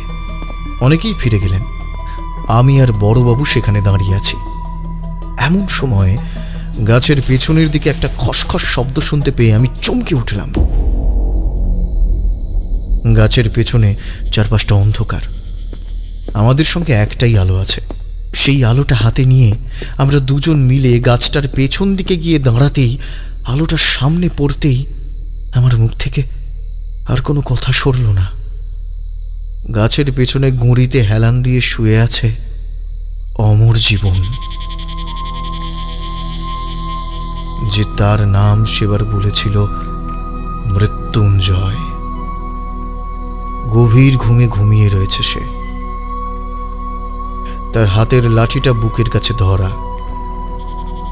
4 বছর আগের তাকে ঠিক যেমন রেখে গিয়েছিলাম, ঠিক তেমনই রয়েছে এখনো। ইনি তো আমাদের সঙ্গে ছিলেন না, তাহলে হঠাৎ করে এই লোকটা এলো কোথা থেকে বলো তো? এই লোকটা আমাদের সঙ্গে এখানে আসেনি সে কথা ঠিক, কিন্তু আপনি জানেন না বড়বাবু এ আসলে কে। আমি নিজেও জানি না, তবুও আমাদের কথাতেই বোধহয় অমর জীবনের ঘুম ভেঙে গিয়েছিল। ঘুম ভেঙে আমাদের দেখে তার অবাক হওয়ার পালা। কিন্তু সে অবাক হলো না, তার মুখে ফুটে উঠল একটা হাসি। শান্ত স্বরে সে বলল, বলেছিলাম না এখানে না আসতে, এখানে এলে আবার বিপদ হতে পারে। তোমরা তাও এখানে এলে, আর তোমায় তো তারা সব কথাই বলেছে। তারপরও কেন এখানে এলে বলো তো? অফিসের কাজের জন্য আসতেই হলো, কিন্তু তুমি এখন এখানে কি করছো? তোমার তো এখন এখানে থাকার কথা নয়। আমার কখন কোথায় থাকার কথা তা তো আমি নিজে ঠিক করতে পারি না। ওপর থেকে যা ঠিক করা হবে তাই আমায় করতে হবে। তোমরা এখান থেকে ফিরে যাও, ওর আসার সময় কিন্তু হয়ে গেছে। একবার যদি ও চলে আসে তাহলে। অমর জীবনের প্রশ্নের উত্তরটা ভেসে এলো পেছনের দিক থেকে। কখন যেন বিপিনবাবু আরো একটা হ্যারিকেন হাতে নিয়ে এসে পড়েছে গাছের অন্য পাশে। তাহলে কি হবে? তোমার ভয়ে আমরা এখান থেকে চলে যাব? যত সব, এখানে কাজ হবেই, আর তার জন্য যা করতে হয় করব। আর তাছাড়া প্রয়োজন হলে এই গাছটাকে পর্যন্ত কেটে ফেলব। অমর জীবনের মুখে আগের মতোই সেই শান্ত ভাব ফুটে উঠল। সে সেভাবেই বিপিনবাবুর দিকে তাকিয়ে বলল, সব কিছু তো চলে গেছে, এখন তো শুধু তুমি আছো। তাও নিজেকে এমনভাবে কেন বিপদের মুখে ফেলতে চাও? চলে যাও। ওরা কিন্তু এখনো শান্ত হয়ে আছে। ওদের জায়গায় অনধিকার প্রবেশ করে ওদের রাগিয়ে তুললে তার ফল ভালো হবে না। বিপিনবাবুর মুখটা যেন এক মুহূর্তের জন্য কেমন হয়ে গেল। রাগে তার গোটা শরীর যেন থরথর করে কাঁপছে। আমরা কিছু বুঝে ওঠবার আগেই বিপিনবাবু 2 পা এগিয়ে গেলেন সামনের দিকে। তারপর বললেন, আমি কি করব না করব সে কথা তোকে বলতে হবে নাকি? অমর জীবনের মধ্যে কোনো রকমের হেলদোল নেই। আগের মতোই শান্ত স্বরে সে বলল, সব কিছুই তো ঠিক করা আছে আগে থেকে। তুমি কি করবে না তা তুমি নিজেও জানো না। তোমায় যা করতে বলা হয়েছে তোমায় তাই করতে হবে। বিপিনবাবুর রাগ বোধহয় চরম সীমা ছাড়িয়েছিল। এদিক ওদিক খুঁজে মাটি থেকে একটা মস্ত বড় ঢিল তুলে নিয়ে তিনি সেটা ছুঁড়ে দিলেন অমর জীবনের দিকে। আমি বড়বাবু হাঁ হয়ে দেখে চলেছি দৃশ্যটা। এই ঢিলটা অমর জীবনের গায়ে লাগার আগেই একটা ব্যাপার ঘটে গেল। সেই গাছের একটা বড় ডাল হঠাৎ করে যেন গাছ থেকে নেমে এসে অমর জীবনকে আড়াল করার জন্য তার সামনে এগিয়ে গেল। আমি আর বড়বাবু পর্যন্ত ঘটনাটা দেখে অবাক হয়ে গেলাম। গাছের একটা ডাল অমর জীবনকে আড়াল করার জন্য তার সামনেই নেমে এসেছে। বিপিনবাবু ঘটনাটা দেখে এতটাই অবাক হয়ে গিয়েছিলেন যে তিনি আর কিছু করতে পারলেন না। অমর জীবন হাসল। তার হাসির শব্দ চারপাশের বাতাসে ছড়িয়ে পড়ছে।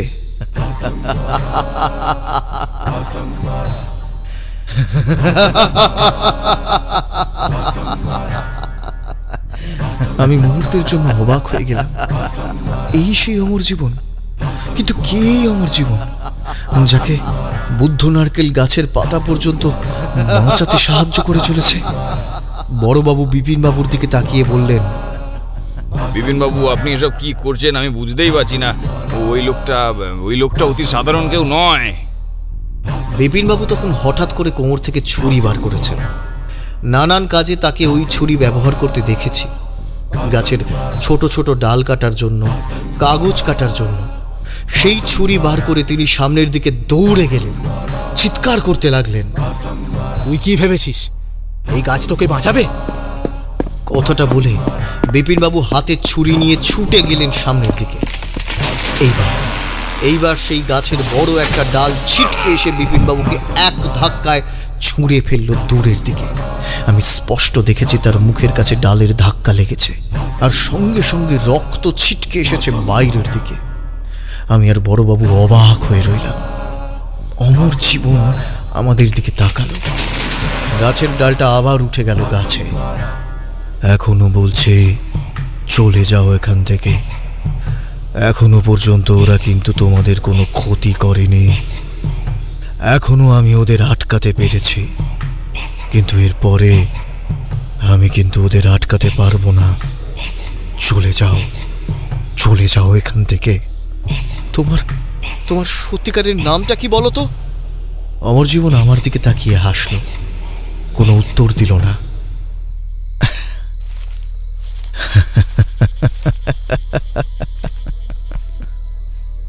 হাঁটতে হাঁটতে গাছের পেছনের দিকে আড়ালে কোথায় যেন হারিয়ে গেল। বড়বাবু ক্লান্তভাবে আমায় নিয়ে জঙ্গলে ঢুকলেন। তারপর বিপিনবাবুর ছিটকে ফেলা শরীরটা তুলে নিয়ে আমরা তাঁবুর ভেতরে গিয়ে ঢুকলাম। সেটাতে জলধর, হনুমান সিং, হরিপদ আর আমরা দুজন মিলে বিপিনবাবুর সেবা শুশ্রূষা করে তাকে সুস্থ করে তুললাম। তার মুখের সামনের দিকে দুটো দাঁত ভেঙেছিল, চোয়ালের কাছটা সামান্য বেঁকে গিয়েছিল, তার কথা বলতে বড় কষ্ট হচ্ছিল। তাকে পরদিন ভোরবেলা হনুমান সিং আর হরিপদর সঙ্গে পাঠিয়ে দিয়েছিলাম সিন্দেগা শহরে। সমস্ত তাঁবু তুলে সেদিন সন্ধ্যের সময় সেই জায়গা ছেড়ে চলে আসব, তখন দেখি বড়বাবু দাঁড়িয়ে আছেন। আমি তাঁর পাশে গিয়ে দাঁড়ালাম, বললাম, পাসাংমারা অপদেবতা একবারও নিজে আমাদের দেখা দেয়নি, তবুও এবারেও সে আমাদের এখান থেকে উৎখাত করতে পেরেছে। বুঝলেন বড়বাবু? একটা ব্যাপার লক্ষ্য করে দেখেছেন আপনি?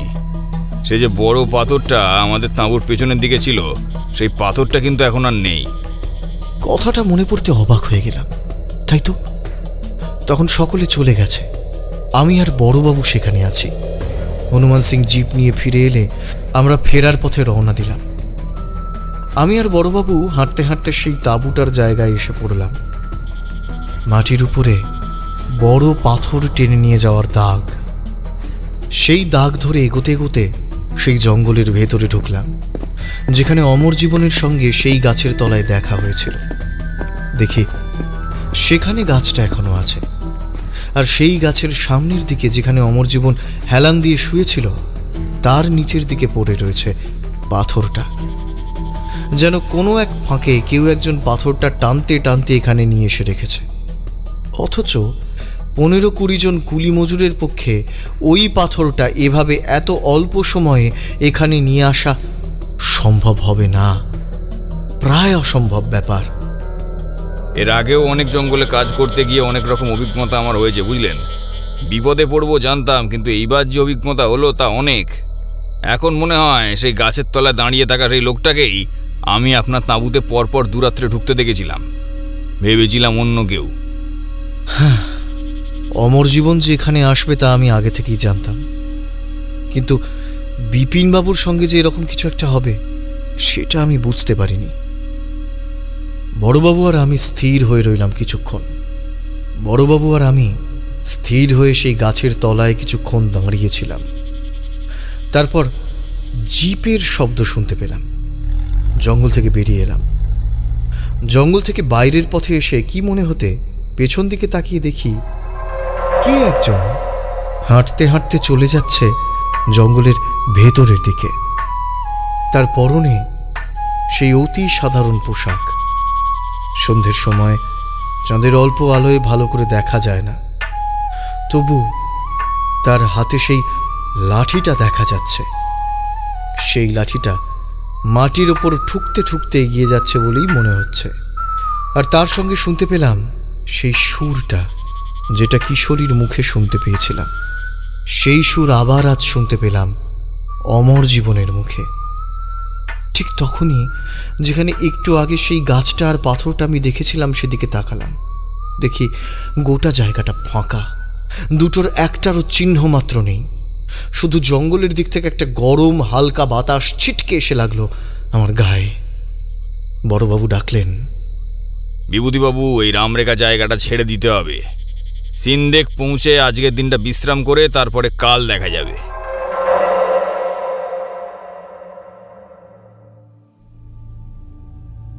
সিন্দেগা শহরে এসে পৌঁছেছি। কাল রাতে গভীর ঘুমও হয়েছিল। ঘুম থেকে উঠে প্রথমে খবর নিলাম বিপিনবাবুর। হনুমান সিং এক কবিরাজের খবর জোগাড় করেছিল। সে এসে ওষুধপত্র দিয়ে গেছে। কিন্তু আজ সকালে উঠে আশ্চর্য ব্যাপার ঘটল। বিপিনবাবুর যে দুটো দাঁত ভেঙে গিয়েছিল সেখানে রাতারাতি আবার দুটো দাঁত গজিয়ে উঠেছে।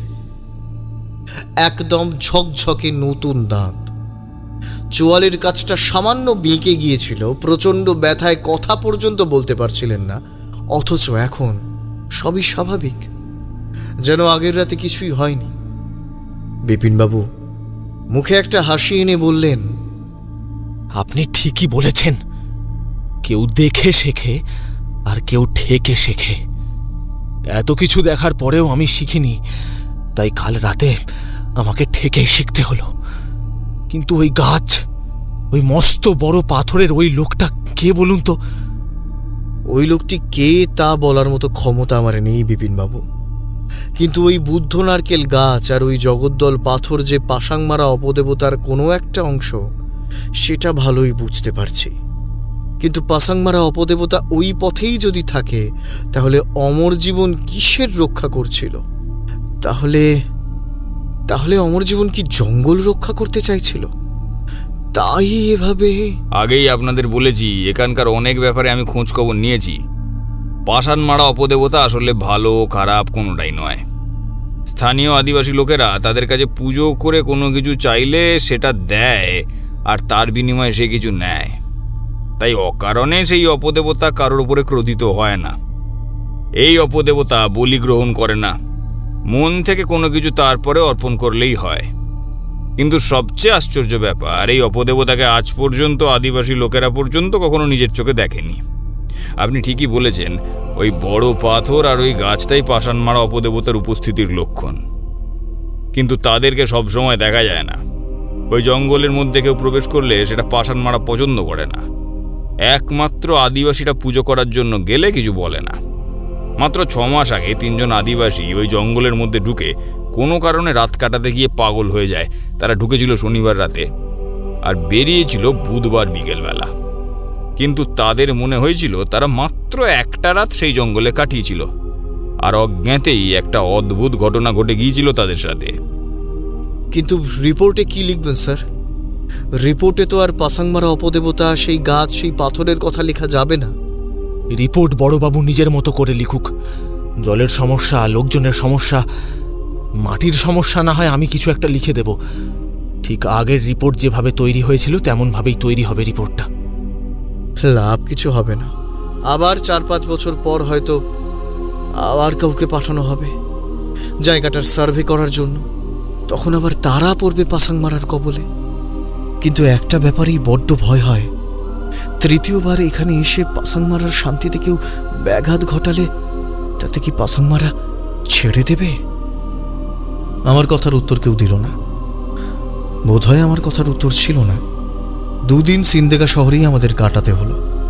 রিপোর্ট তৈরি, তাছাড়া বিশ্রাম, সবকিছুতেই সময় লেগে গেল। ফিরে আসার আগের দিন জলধর এসে পৌঁছল। আদিবাসীদের যারা অসুস্থ হয়েছিল সবাই ঠিক হয়ে গেছে। একটা ব্যাপার লক্ষ্য করেছেন কর্তা, এতগুলো দিন ওই জঙ্গলের মধ্যে রইলাম, অথচ একবারও বৃষ্টি হলো না। আর ওখান থেকে বেরিয়ে আসার পরে কাল রাত থেকে আকাশ কালো হয়ে আসে, মনে হয় প্রচন্ড বৃষ্টি হবে। জলধর মিথ্যে বলেনি। যে রাতে আমরা ওখান থেকে বেরিয়ে এসেছি তার পরদিন সকালে আকাশ কালো মেঘে ঢেকে গিয়েছিল। আমরা পরদিন বের হতে পারলাম না, প্রচণ্ড বৃষ্টি হলো। বৃষ্টি কমতে তার পরদিন আমরা সিন্দেগা শহর থেকে বেরিয়ে পড়লাম। বিপিনবাবু কেমন যেন বদলে গিয়েছিলেন। গোটা পথে তিনি শুনলেন আগেরবারে এখানে আসার পরে আমাদের অভিজ্ঞতার কথা। বড়বাবুও সমস্ত কথা শুনলেন। তারপর ফিরে এলাম রামরেখা পাহাড়ি জঙ্গল আর সিন্দেগা শহর ছেড়ে।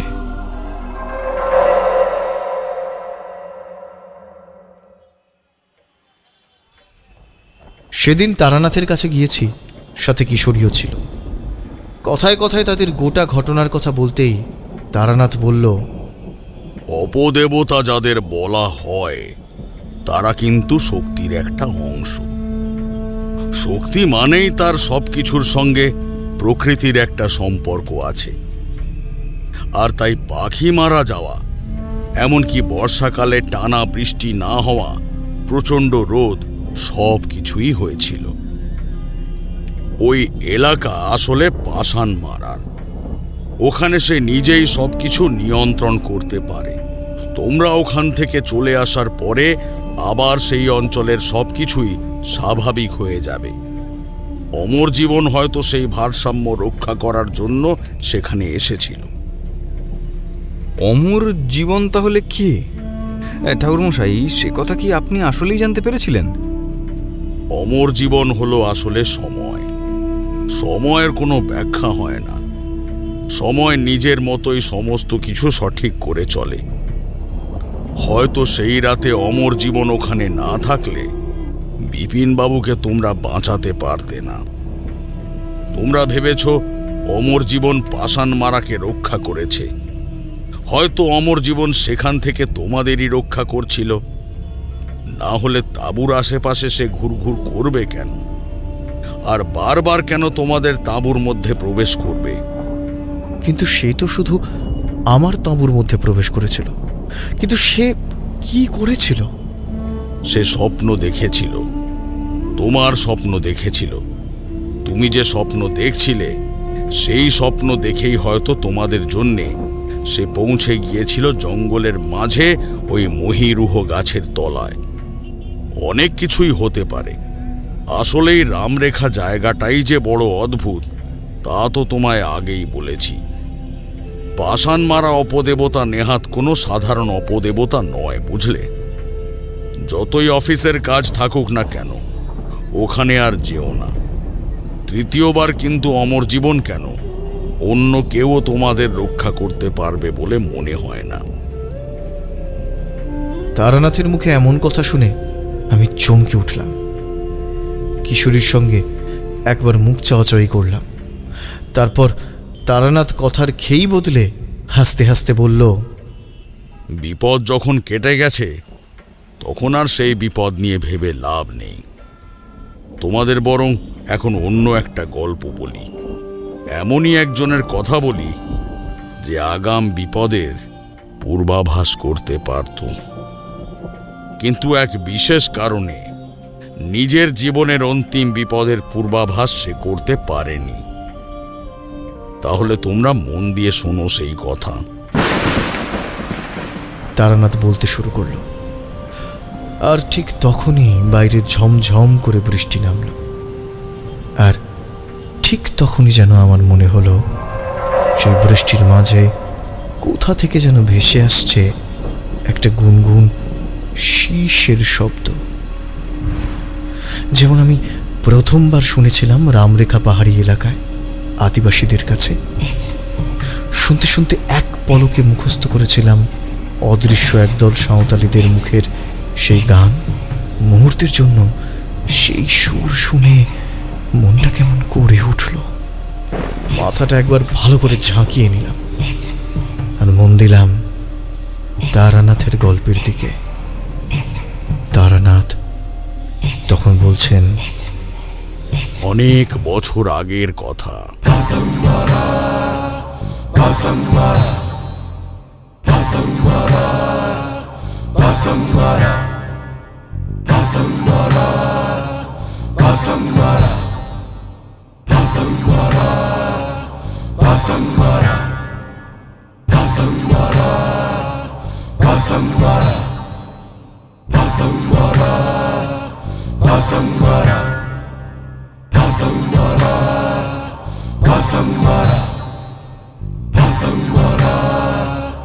Pasang Mara